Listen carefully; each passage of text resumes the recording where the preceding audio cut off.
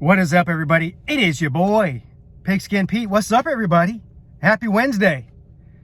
I've been under the weather the past couple of days. Obviously, I missed the Lunch Money show on Monday night with Uncle Lou and the ACC show and the College Football Playoff ranking show last night. I'm feeling a lot better now.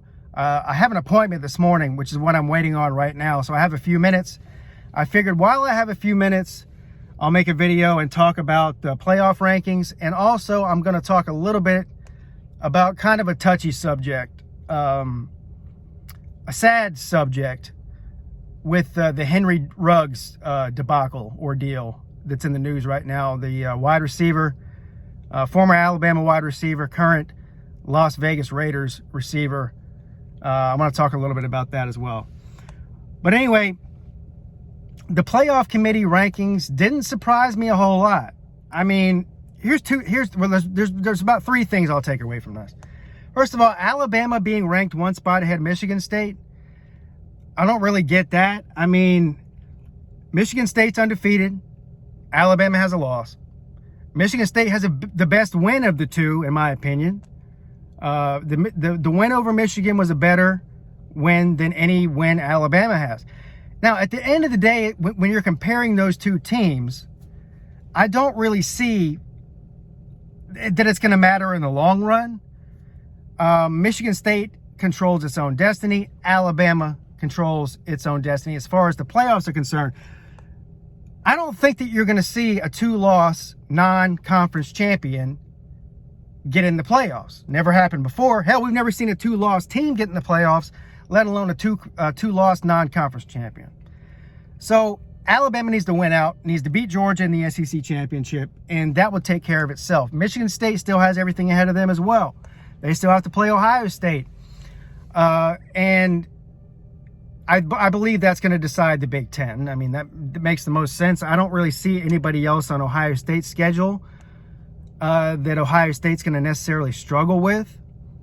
So if Ohio State beats Michigan State head-to-head, that puts them in that puts Ohio State in the Big Ten championship ahead of Michigan State because of the head-to-head tiebreaker. And of course, Ohio State still has to play Michigan. So the Big Ten will take care of itself. It's a mess, and it's a gauntlet for the Big Ten East between Michigan, Ohio State, and Michigan State, and there'll be a tiebreaker involved in there somewhere, most likely, but that'll take care of itself. The thing that everybody's really up in arms about is Cincinnati being at 6. Well, I understand that. But all this does tell me is that the group of 5 teams are not getting in the playoffs in the 14 playoff. That's just all there is to it. I thought if this was going to be the year that we would see a group of 5 team get in, it would be Cincinnati this year if they run the table. They do not control their own destiny, unlike Michigan State, Ohio State, Alabama. All these other teams ahead of them control their own destiny at this point. Cincinnati does not control their own destiny. I don't see any way. I mean, you're talking about like a very, very low percentage way, less than 5% way that Cincinnati gets in. They need to win out. They don't really have any big wins on their schedule from here on out. It's not their fault that the teams that are on their schedule aren't very good. It's also not their fault that, didn't they beat Indiana earlier in the year?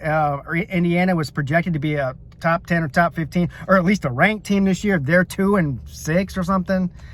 So it's not their fault that Indiana shit the bed. But I don't see any way that Cincinnati gets in there. And we're just not going to see a group of 5 team get in there, people, until there's an expansion of the playoffs. If it's not going to happen this year, it's not going to happen at all. With all the parity that's been going on, with a lot of the normal teams like Clemson and a few others that have sort of dropped out of the picture, I don't see a way that Cincinnati gets in. Oklahoma at 8. That's another one that's really got people up in arms. And it is kind of unexplainable. Oklahoma is a Power 5 team who's undefeated. And they have several one-loss teams ahead of them. And they have one group of 5 team ahead of them. If I were an Oklahoma fan, I would be a little bit, as Jack Pat would say, perturbed about that. I'm not going to lie. But I do think that Oklahoma also controls their own destiny.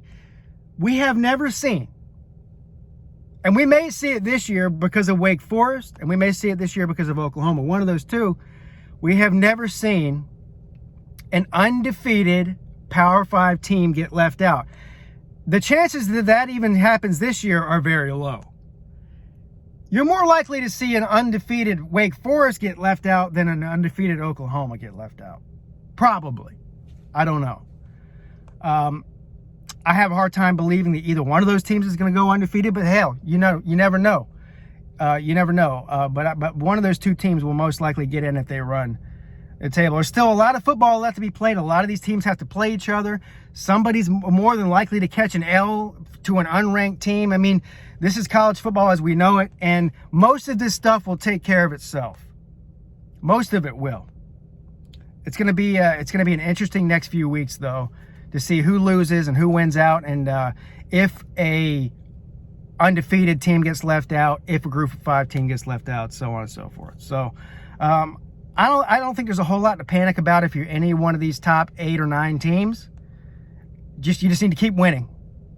Catch a loss, you're probably going to fall out. The only team that I see for sure that can catch at least one loss from now until the final rankings come out is Georgia, and they've earned that.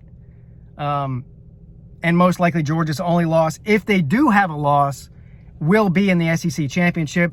In that case, you'll see 2 SEC teams get in. Georgia's getting in even with one loss, even if they're not a conference champion at this point. So that takes care of that, and I'll get into more of that on the call-in show tonight. Now, the Henry Ruggs thing is a tragedy all the way around.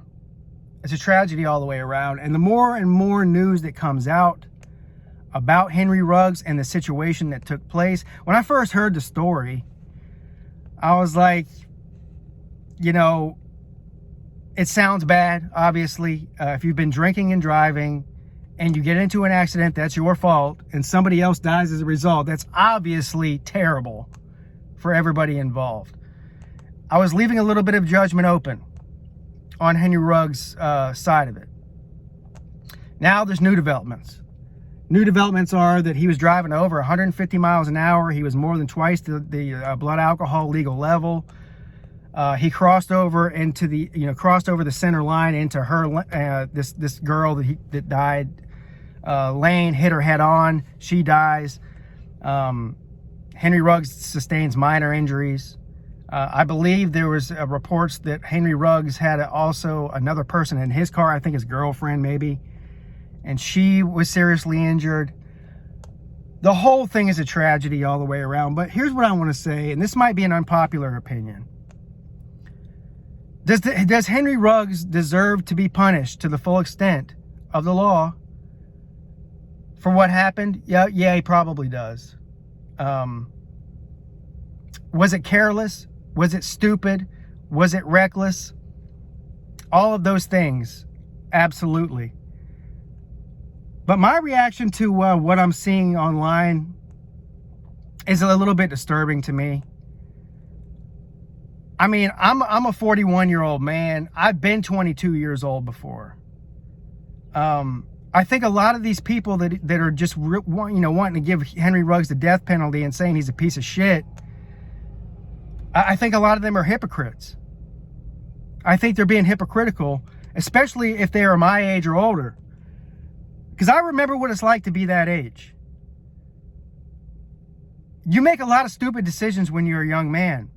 I don't even have the luxury of being a 22-year-old, because I remember how stupid and reckless I was when I was 22 years old. What happened with Henry Ruggs could have easily been me. I got lucky that something like that never happened to me. Does that make me a terrible person? Maybe it does. But as you grow and get older and get wiser, you start making better decisions. And for somebody his age with that amount of money, making a bad decision does not make you a terrible person. It's not as if Henry Ruggs went out that night with the intention of hurting somebody. He made a terrible decision. He made a stupid decision, and it cost somebody their life, and it cost him his career, most likely, and depending on what happens in the courts, it cost him his life in a way. First of all, the one that people should feel the most sorry for is the young lady that died here and her family. I do not want to seem insensitive to that. But Henry Ruggs has a family too.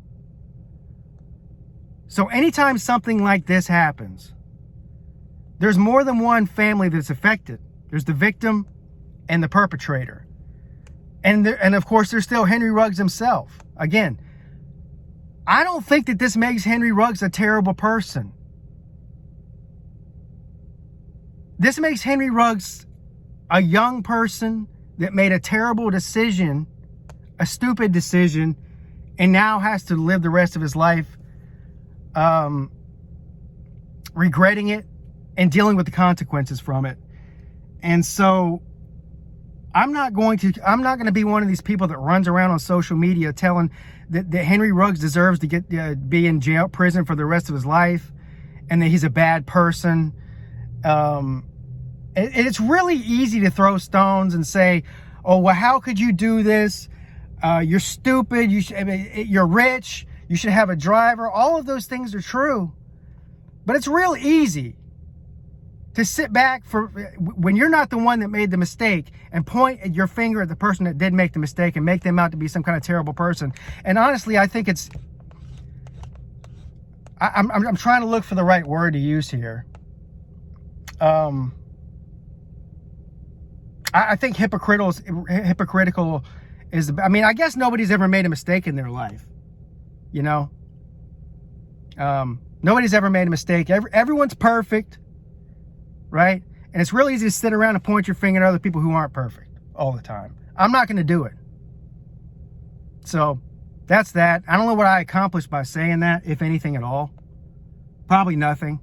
I'm sure I'll get hate about this. It's a terrible situation, but the reality is I lost my best friend to a drunk driver in 2000. He was 19 years old.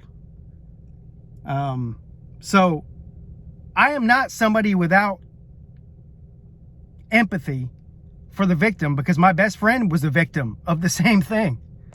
But I also realize, the older I get, that not everybody's perfect. And I could have easily been him. I could have easily been him, and some of you probably could have too. So it's just a terrible situation all around. That's all. Anyway, I'll see you guys tonight at 10 p.m. It is your boy, Pigskin Pete, checking.